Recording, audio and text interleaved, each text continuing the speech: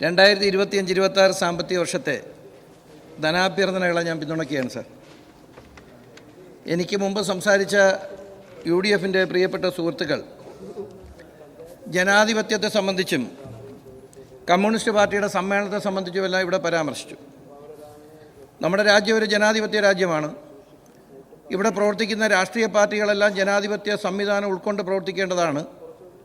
എന്നാൽ രാജ്യത്തെ പ്രധാനപ്പെട്ട രാഷ്ട്രീയ പാർട്ടിയായ ഇന്ത്യൻ നാഷണൽ കോൺഗ്രസ്, മുസ്ലിം ലീഗ് തുടങ്ങിയിട്ടുള്ള രാഷ്ട്രീയ പാർട്ടികൾ ജനാധിപത്യ രീതിയിൽ അവരുടെ സമ്മേളനം നടത്താൻ എത്ര കാലമായി ശ്രമിച്ചിട്ട് നടക്കുന്നില്ല എന്നുള്ള കാര്യം നമ്മുടെ മുന്നിലുണ്ട് സർ. കോൺഗ്രസ് ഹൈക്കമാൻഡ് നിയോഗിക്കുന്ന ആളുകളാണ് കോൺഗ്രസിൻ്റെ താഴെത്തട്ടിലുള്ള എല്ലാ നേതൃനിരയിലും പ്രവർത്തിക്കുന്നത്. പാണക്കാട് തീരുമാനിക്കുന്ന നിലയിലാണ് ലീഗിൻ്റെ എല്ലാ സ്ഥാനങ്ങളും അലങ്കരിക്കുന്നത്. നമ്മളെ സംബന്ധിച്ചിടത്തോളം 3 വർഷത്തിലൊരിക്കൽ ജനാധിപത്യ രീതിയിൽ സമ്മേളനങ്ങൾ നടത്തുകയും തീർത്തും ജനാധിപത്യ രീതിയിൽ പ്രവർത്തിക്കുന്ന പാർട്ടിയാണ് ഇന്ത്യയിലെ കമ്മ്യൂണിസ്റ്റ് പ്രസ്ഥാനങ്ങൾ. അതുകൊണ്ട് തന്നെ പാർട്ടി സമ്മേളനം നടത്തി എന്നുള്ള കാരണം നമുക്കെതിരായിട്ടുള്ളൊരു വിമർശനമായി ഉന്നയിക്കുന്നതൊരു അലങ്കാരമായിട്ടാണ് സാർ ഞങ്ങൾ കാണുന്നത്. സാർ, കേരളത്തിലെ ജനങ്ങളുടെ താല്പര്യങ്ങൾ മനസ്സിലാക്കിയും നാടിൻ്റെ പുരോഗതി ലക്ഷ്യമാക്കിയുമാണ് 1ഉം 2ഉം പിണറായി ഗവൺമെൻറ്റുകൾ കേരളത്തിൽ പ്രവർത്തിച്ചുകൊണ്ടിരിക്കുന്നത്. 47 മാസം 2ാം പിണറായി ഗവൺമെൻറ് പിന്നിടുമ്പോൾ ഈ ഗവൺമെൻറ്റിലെ ഓരോ വകുപ്പ് തിരിച്ച് പരിശോധിച്ചാൽ നാളിതുവരെയുള്ള കേരളത്തിൻ്റെ ചരിത്രത്തിൽ സമാനതകളില്ലാത്ത വികസന പ്രവർത്തനങ്ങളാണ് നടത്തിയിട്ടുള്ളത്. കഴിഞ്ഞ തെരഞ്ഞെടുപ്പിൽ ഇടതുപക്ഷ ജനാധിപത്യ മുന്നണി പറഞ്ഞ 900 വാഗ്ദാനങ്ങളിൽ ഏകദേശം 800-ലേറെ വാഗ്ദാനങ്ങൾ നടപ്പിലാക്കാൻ കഴിയുന്ന നിലയിലുള്ള പ്രവർത്തനങ്ങൾ ഇതിനകം തന്നെ പൂർത്തീകരിച്ചിട്ടുണ്ട് സാർ. ഒരു പ്രോഗ്രസ് റിപ്പോർട്ട് ഒരു ഗവൺമെൻറ് ആ ഗവൺമെൻറ്റിൻ്റെ ഒരു വർഷക്കാലത്തെ പ്രവർത്തനങ്ങളെ സംബന്ധിച്ച് ഒരു പ്രോഗ്രസ് റിപ്പോർട്ട് ജനങ്ങളുടെ മുന്നിൽ അവതരിപ്പിക്കുന്നത് ഈ കേരളത്തിൽ മാത്രമാണ്. ഇന്ത്യ രാജ്യത്ത് മറ്റൊരു സംസ്ഥാനത്തും ചെയ്യുന്നില്ല എന്നുള്ള കാര്യം പ്രത്യേകം പ്രസ്താവിക്കാൻ ആഗ്രഹിക്കുകയാണ്. തെരഞ്ഞെടുപ്പ് സമയത്ത് ജനങ്ങൾക്ക് നൽകിയ വാഗ്ദാനങ്ങൾ അത് പൂർത്തീകരിക്കുക എന്നുള്ളത് ഇടതുപക്ഷത്തിൻ്റെ പ്രഖ്യാപിത ലക്ഷ്യമാണ്. കേരളത്തിന് ന്യായമായി ലഭിക്കേണ്ട ആനുകൂല്യങ്ങളൊന്നും കേന്ദ്ര ഗവൺമെൻറ് നൽകുന്നില്ല.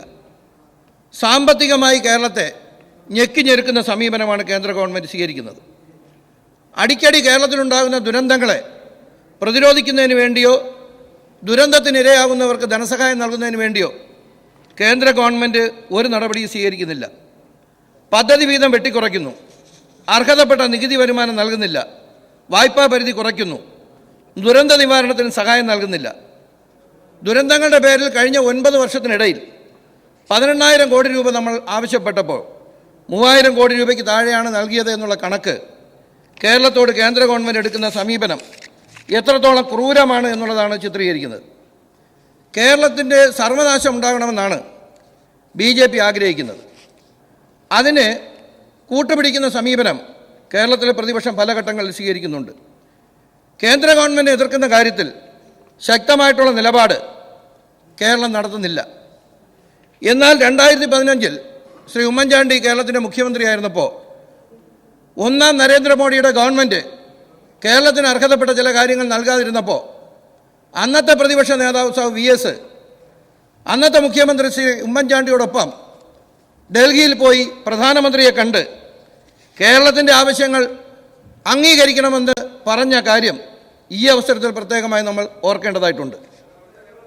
മറ്റൊരു ഭാഗത്ത് മാധ്യമങ്ങൾ ആവശ്യപ്പെട്ടപ്പോൾ ഒരു നിവേദനത്തിൽ ഒപ്പിട്ട് പോലും തരാത്ത ആളുകളാണ് ഇനിയിപ്പോൾ കൂടെ വരാമെന്ന് പറയുന്നത്. ഒരു നിവേദനത്തിൽ പോലും ഒപ്പിട്ട് തന്നില്ല.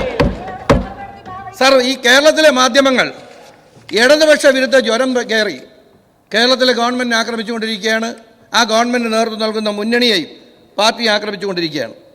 ഇത്തരത്തിൽ UDFും BJPയും മാധ്യമങ്ങളും കൂടെ ഇടതുപക്ഷത്തിനെ തകർക്കുന്നതിന് വേണ്ടിയുള്ള പരിശ്രമമാണ് സർ കേരളത്തിൽ നടത്തുന്നത്.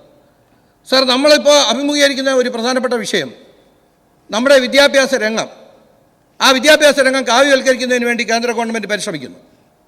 അത്തരത്തിലുള്ളൊരു സമീപനം ഉണ്ടാകുന്നതിനുള്ള കാരണം എന്താണെന്ന് പരിശോധിക്കുമ്പോൾ 1976 അന്ന് സ്വരൺ സിംഗിൻ്റെ നേതൃത്വത്തിലുള്ളൊരു കമ്മിറ്റി കോൺഗ്രസ് രൂപീകരിച്ചു.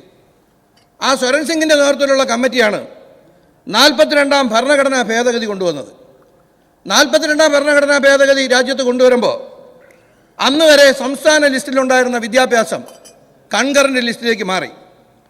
ശ്രീ മൊറാർജി ദേശായിയുടെ ഗവൺമെൻറ് 77 അധികാരത്തിൽ വന്നിട്ട് 78-ൽ 44-ാം ഭരണഘടനാ ഭേദഗതി കൊണ്ടുവന്നു. ആ ഭരണഘടനാ ഭേദഗതി ലോക്സഭയിൽ പാസ്സായെങ്കിലും രാജ്യസഭയിൽ പാസ്സായില്ല. രാജ്യസഭയിൽ അന്ന് കോൺഗ്രസിനാണ് ഭൂരിപക്ഷം. രാജ്യസഭയിൽ കൂടെ പാസ്സായിരുന്നു എങ്കിൽ ഇന്ന് നമ്മൾ അഭിമുഖീകരിക്കുന്ന വിദ്യാഭ്യാസത്തിൻ്റെ കാവ്യവൽക്കരണം ഒരു പരിധിവരെ ഒഴിവാക്കാൻ വേണ്ടി കഴിയുമായിരുന്നു സർ. അപ്പോൾ കോൺഗ്രസ് ഇക്കാര്യത്തിൽ ഭരണഘടനാ മൂല്യങ്ങളെ എങ്ങനെയാണ് അടിയന്തരാവസ്ഥക്കാലത്ത് മറ്റ് പല ഘട്ടങ്ങളിലും കണ്ടിരുന്നതെന്നുള്ളതായിരുന്നു നമുക്ക് മനസ്സിലാക്കാൻ വേണ്ടി കഴിയും. സർ, രാജ്യത്ത് ആരോഗ്യ മേഖല ഏറ്റവും സമാനതകളില്ലാത്ത പുരോഗതിയാണ് ഇന്ന് കൈവരിച്ചുകൊണ്ടിരിക്കുന്നത്. കേരളത്തെ ഒരു ഹെൽത്ത് ഹബ്ബാക്കി മാറ്റുന്നതിന് വേണ്ടിയുള്ള പ്രവർത്തനങ്ങളാണ് നമ്മൾ നടത്തിക്കൊണ്ടിരിക്കുന്നത്.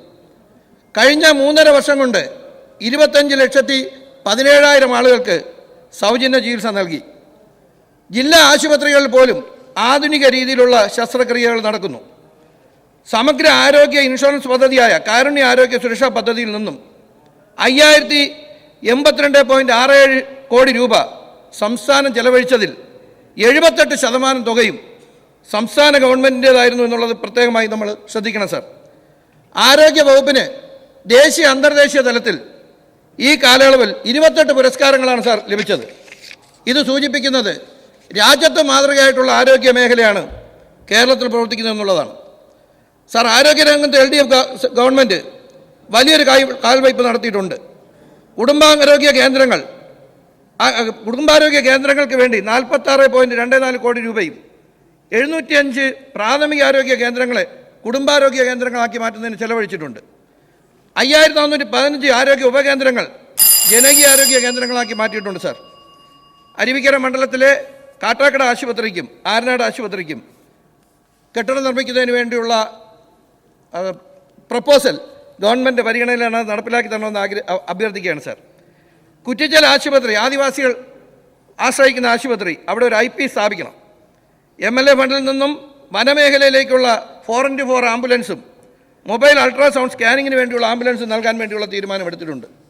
വൈദ്യുതി മേഖലയിൽ സമാനതകളില്ലാത്ത പ്രവർത്തനമാണ് നമ്മൾ നടത്തിക്കൊണ്ടിരിക്കുന്നത്. 1359 മെഗാവാട്ട് വൈദ്യുതി പുതുതായി ഉൽപ്പാദിപ്പിക്കുന്നതിന് വേണ്ടി കഴിഞ്ഞിട്ടുണ്ട്. 4,95,530 പുരപ്പുറങ്ങളിലായി 230 മെഗാവാട്ട് വൈദ്യുതി ഉൽപ്പാദിപ്പിച്ചു. ഊർജ്ജ മേഖലയ്ക്ക് 1,157 കോടി രൂപ നമ്മൾ ബഡ്ജറ്റിൽ നിന്നും നീക്കിവെക്കാൻ വേണ്ടി തയ്യാറായി. വെള്ളനാട് കേന്ദ്രീകരിച്ച് ഒരു 110 kV സബ്സ്റ്റേഷൻ സ്ഥാപിച്ചാൽ വനമേഖലയിലെ വൈദ്യുതി പ്രശ്നം പരിഹരിക്കുന്നതിന് വേണ്ടി കഴിയും. മത്സ്യമേഖലയിൽ രാജ്യത്തെ മികച്ച മറൈൻ സംസ്ഥാനമായി കേരളം മാറിയിട്ടുണ്ട് സാർ. മികച്ച ജില്ലയായി കൊല്ലവും മാറിയിട്ടുണ്ട്. 177 കോടി രൂപയാണ് മത്സ്യമേഖലയ്ക്ക് വേണ്ടി നീക്കിവെക്കാൻ വേണ്ടി കഴിഞ്ഞത്. തീരദേശ പാക്കേജിനായി 75 കോടി രൂപ നീക്കിവെച്ചിട്ടുണ്ട്. തീര സംരക്ഷണ പ്രവർത്തനങ്ങൾക്കായി ചീഫ് സെക്രട്ടറി അധ്യക്ഷയായിട്ടുള്ള വിവിധ വകുപ്പ് സെക്രട്ടറിമാരുടെ ഒരു കമ്മിറ്റി രൂപീകരിച്ചത് ഈ മേഖലയിലെ പ്രവർത്തനങ്ങൾ മുന്നോട്ട് നയിക്കാൻ സഹായകരമാകും. KSRTC ടിക്കറ്റ് വരുമാനം വർദ്ധിപ്പിക്കുന്നതിൻ്റെ ഭാഗമായി പുതിയ കുറേ നിർദ്ദേശങ്ങൾ മുന്നോട്ട് വച്ചു നീങ്ങുകയാണ് സാർ. അരുവിക്കര മണ്ഡലത്തിലെ വിതിരയിൽ ഡ്രൈവിംഗ് സ്കൂൾ ആരംഭിച്ചത് ഗ്രാമീണ മേഖലയിലെ വികസന പ്രവർത്തനങ്ങൾ വലിയ സഹായകരമാകും. ഈ നിലയിൽ കേരളത്തിലെ ഗവൺമെൻറ് എല്ലാ മേഖലയിലും നടത്തിക്കൊണ്ടിരിക്കുന്ന പ്രവർത്തനങ്ങൾക്ക് സർവ്വതാ പിന്തുണച്ച് ഈ ധനാഭ്യർത്ഥനകളെ ഞാൻ ഒരിക്കൽ കൂടി പിന്തുണയ്ക്കുകയാണ്.